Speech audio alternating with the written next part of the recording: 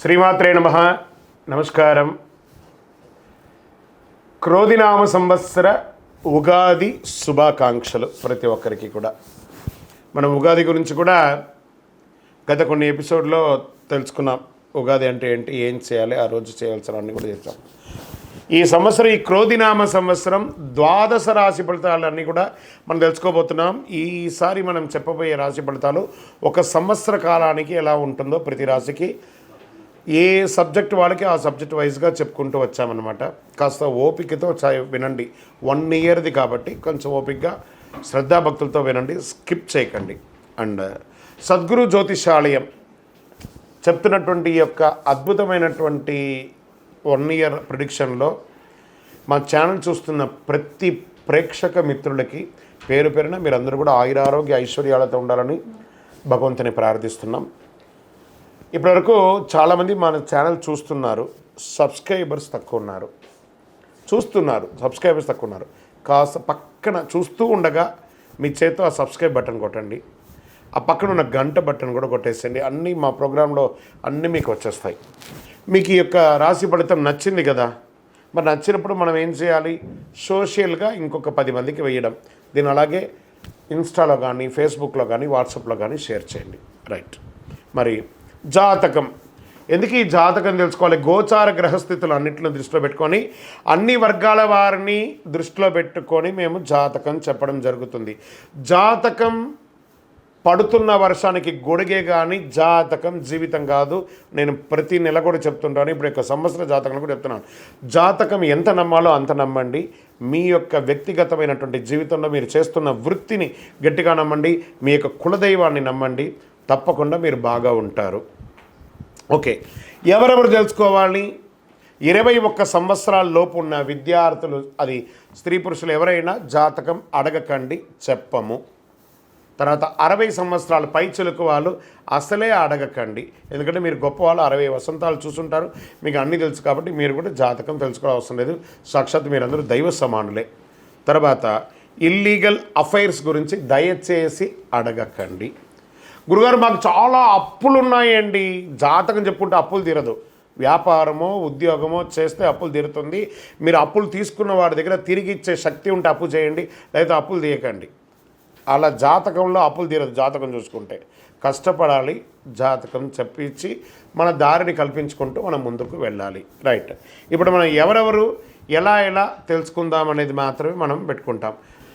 జ్యోతిషాస్త్రరీత్యా ద్వాదశ రాశుల్లో 12వ రాశి అయినటువంటి మీనరాశి మిత్రులారా, మీరు పూర్వాభాద్ర నక్షత్రం 4వ పాదం, ఉత్తరాభాద్ర నక్షత్రం 1, 2, 3, 4 పాదములు, రేవతి నక్షత్రం 1, 2, 3, 4 పాదాలకు సంబంధించిన మీరు ఈ క్రోధినామ సంవత్సరం మీకు శుభాశుభ ఫలితాలు ఎలా ఉన్నాయి అనుకుంటే, ఆదాయం 11, వ్యయం 5, రాజపూజ్యం 2, అవమానం 4. ఈ సంవత్సరం గ్రహస్థితులు గురుడు 3వ స్థానంలో స్వర్ణమూర్తిగా సంచరిస్తున్నాడు. శని కూడా ఈ సంవత్సరం అంతా రజితమూర్తిగా సంచరిస్తున్నారు. రాహుకేతులు సంవత్సరం అంతా కూడా జన్మ 7వ స్థానాల్లో తామ్రమూర్తిగా సంచరిస్తున్నారు. గ్రహస్థితులంతా అనుకూలంగా ఉన్నప్పటికీ 3వ స్థానంలో గురుడు పెద్దగా యోగాన్ని ఇవ్వడు. అన్ని పనుల్లో ఆటంకాలు కలిగిస్తూ ఉంటాడు. ఎదుర్కోవాల్సిన పరిస్థితి ఉంటుంది. ఏలనాటి ప్రభావం కూడా మిమ్మల్ని కొంత ఇబ్బంది కలుగజేస్తుంది. మీనరాశి వారికి ఈ సంవత్సరం ఆదాయం మాత్రం చాలా బాగుంటుంది. సంపాదించిన డబ్బులు పొదుపు చేయగలుగుతారు. రావాల్సిన ధనము చేతికి అందుతుంది. మొండి బకాయిలు వసూలు అవుతాయి. అనవసరమైన ఖర్చులు ఉన్నప్పటికీ ఆదాయం కూడా బాగుంటుంది. మీనరాశి మిత్రులారా, ఎదుటి వాళ్ళని గౌరవించడం నేర్చుకోండి. ఫస్ట్ మీరు ఎదుటి వాళ్ళని వారి స్థానానికి గౌరవించడం మీరు నేర్చుకోవాలి. కాస్త మీకు దుడుకు స్వభావం ఉంటుంది. క్షణచిత్తం క్షణమాయం. చాప నీళ్ళలో ఎలా ఉంటుందో అలాగే ఉంటుంది మీ యొక్క బుద్ధి ప్రవర్తన కూడా. ఈ క్షణం ఏం చేయాలనుకున్నారో వచ్చే క్షణం దాన్ని మర్చిపోయి మీ ఇష్టం వచ్చినట్టు చేస్తారు.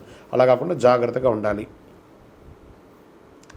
అప్పులు ఇవ్వడం కానీ అప్పులు తీసుకోవడం కానీ మంచిది కాదు. ఈ సంవత్సరం షూరిటీ సంతకాలు చేయడం కానీ అది మంచిది కాదు. రుణ బాధలు తగ్గుతాయి. ఆర్థిక వనరులు పెరుగుతాయి. వ్యాపారంలో లాభాలు ఉన్నప్పటికీ కొంత ఒడిదుడుకులు తప్పదు. నూతన వ్యాపారాలు ప్రారంభించకండి. మీ శ్రమకు ఫలితం ఉంటుంది. శత్రువులు కూడా పెరిగే అవకాశాలు ఉన్నాయి. నరదృష్టి పెరుగుతుంది.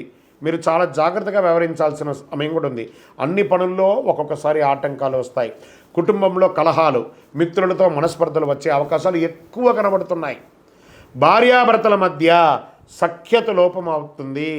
ఆచితూచి వ్యవహరించండి. ఏవైనా చిన్న చిన్న గొడవలు జరిగినప్పటికీ వాటిని అధిగమించి సర్దుకుపోయి కూర్చొని మాట్లాడండి, అన్నీ సెట్ అయిపోతుంది. వివాహేతర సంబంధాలు మిమ్మల్ని ఇబ్బంది గురి చేస్తాయి కాబట్టి అలాంటి వాటి జోలికి వెళ్ళకండి. దానివల్ల మీ జీవితాలే నాశనం అవుతాయి. మీనరాశి మిత్రులారా జాగ్రత్త. మీరు కాస్త సున్నితమైనటువంటి మనస్తత్వం గలవారు, కాస్త జాగ్రత్తగా ఉండండి. వివాహానికి సంబంధించి కాస్త వివాహం జరగాలనుకున్న వారికి కాస్త ఆలస్యం జరిగే అవకాశాలు ఉన్నాయి. సంతానానికి సంబంధించిన విషయాల్లో చాలా అనుకూలమైన వాతావరణం ఉంది. గర్భిణీ స్త్రీలకి కూడా చక్కగా ఆరోగ్యవంతులుగా ఉండి కొంచెం చిన్న చిన్న ఇబ్బందులు కలిగిన అద్భుతమైనటువంటి సంతానాన్ని పొందుతారు.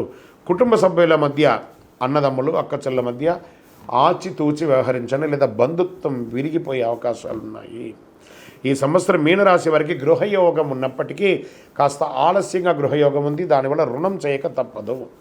ఉద్యోగ అవకాశాలు ఉన్నప్పటికీ ఆలస్యంగా ఉద్యోగం వస్తుంది. విదేశాల్లో ఉద్యోగం చేసే వారికి కొంత ప్రతికూలత వస్తుంది.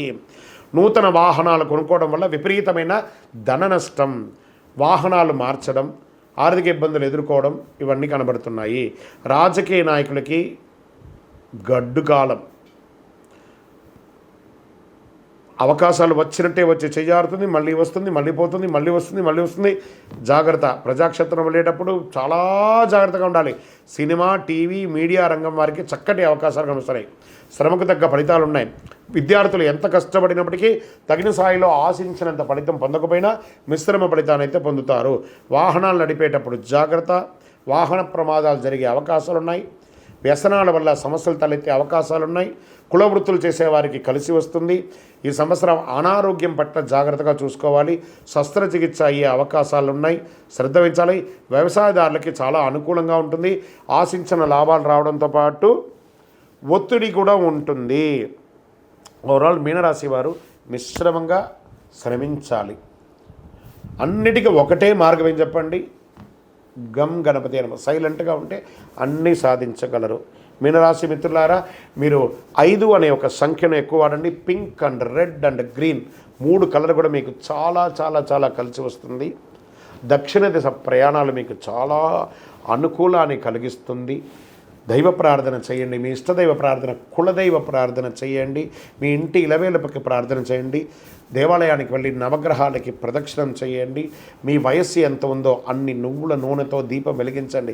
ప్రతి శనివారము అక్కడ ప్రార్థన చేయండి. దేహి మే బుద్ధి వైశిష్ట్యం, దేహి మే నిత్య యవ్వనం, దేహి మే పరమ ఆనందం, దేవదేవ జగత్పతి అని చెప్పి ప్రార్థన చేయండి. ఇంకా మీ యొక్క వ్యక్తిగత జాతకం తెలుసుకోవాలనుకుంటున్నారా? మీ పరిసర ప్రాంతాల్లో ఉన్నటువంటి సద్గురువుని సంప్రదించి తెలుసుకోండి. మా ద్వారా తెలుసుకోవాలనుకుంటే ఈ నెంబర్కి, కింద ఉన్న నెంబర్కి మీ పేరు, date of birth, time of birth, place of birth WhatsApp చేయండి. మీనరాశి మిత్రులారా విజయోస్తు. ఈ ద్వాదశ రాశి ఫలితాలన్నింటినీ చూస్తున్నటువంటి ప్రేక్షక మిత్రులారా, మీరందరూ కూడాను ఆయురారోగ్య ఐశ్వర్య భోగభాగ్యాలతో ఉండాలని ఆ అఖిలాండ కోటి బ్రహ్మాండ నాయకుడు శ్రీ ధర్మశాస్త్ర అయ్యప్ప స్వామి వారిని ప్రార్థిస్తున్నాము. మీరు తిరుపతికి వచ్చినప్పుడు మన అయ్యప్ప స్వామి వారి 18 అవతారముల దేవాలయం, అయ్యప్ప స్వామి వారి 18 అవతారాల దేవాలయాన్ని దర్శించుకోగలరు. తిరుపతి రైల్వే స్టేషన్ నుండి, బస్టాండ్ నుండి 3 కిలోమీటర్ దూరంలో కపిల తీర్థానికి దగ్గరలో జీవకోన అనే ప్రాంతంలో బ్రహ్మశ్రీ డాక్టర్ చంద్రమౌళి గురుస్వామి గారు నిర్మించి సమాజానికి అంకితం ఇచ్చున్నారు. ఈ దేవాలయంలో అడుగు పెట్టాలంటే రాత రాసి ఉంటేనే అడుగు పెట్టగలరు. అంత అద్భుతమైనటువంటి దేవాలయం. రండి, దర్శించుకోండి, అనుగ్రహం పొందండి. విజయోస్తు. వందే మాతరం, వందే మాతరం, వందే మాతరం. చంద్రమౌళి వెంకటేష్ శర్మ గురుస్వామి శరణమయ్యప్ప.